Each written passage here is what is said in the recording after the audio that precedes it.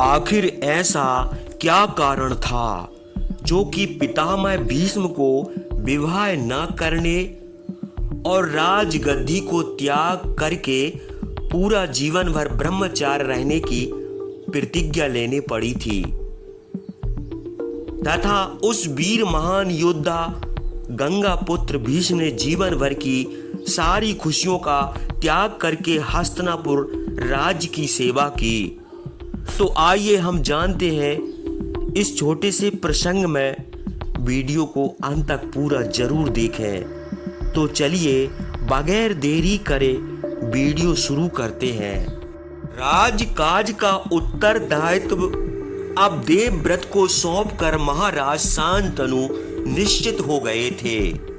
एक दिन राजा शांतनु शिकार करते हुए यमुना नदी के किनारे पहुंचे।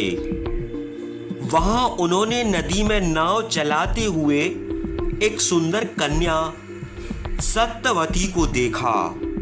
उस कन्या के अंग अंग से सुगंध निकल रही थी। शांतनु उसके अलौकिक सुगंध में खो गए। उसके बारे में पता करने के बाद वे सत्यवती के पिता के पास गए और विवाह के लिए उसका हाथ मांगा।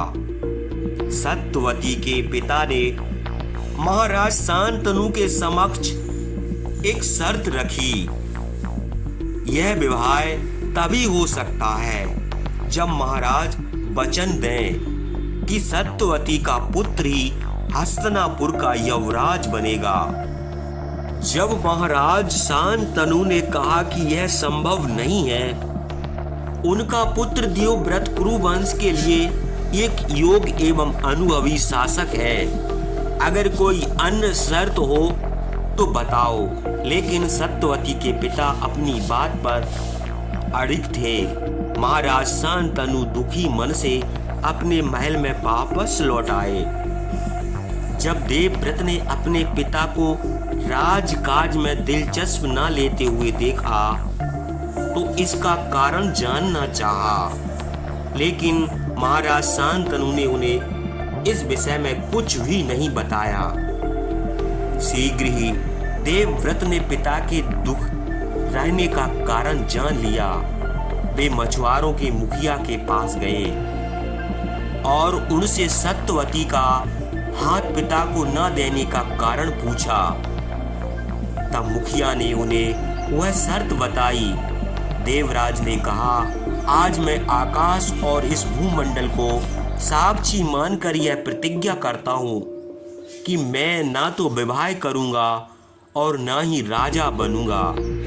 पिता की भावी संतान ही राज्य का उत्तराधिकारी होंगी। इसी भीष्म प्रतिज्ञा के कारण देवव्रत भीष्म कहलाए। महाराज शांतनु से विवाह करके सत्यवती हस्तिनापुर की रानी बन गई।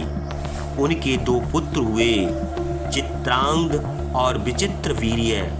राजा शांतनु के बाद चित्रांगद ने हस्तिनापुर का राज्य संभाला, लेकिन वे गंधर्वों के साथ हुए युद्ध में मारे गए।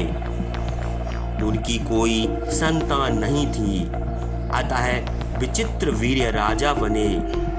भीष्म राज प्रतिनिधि बने रहे।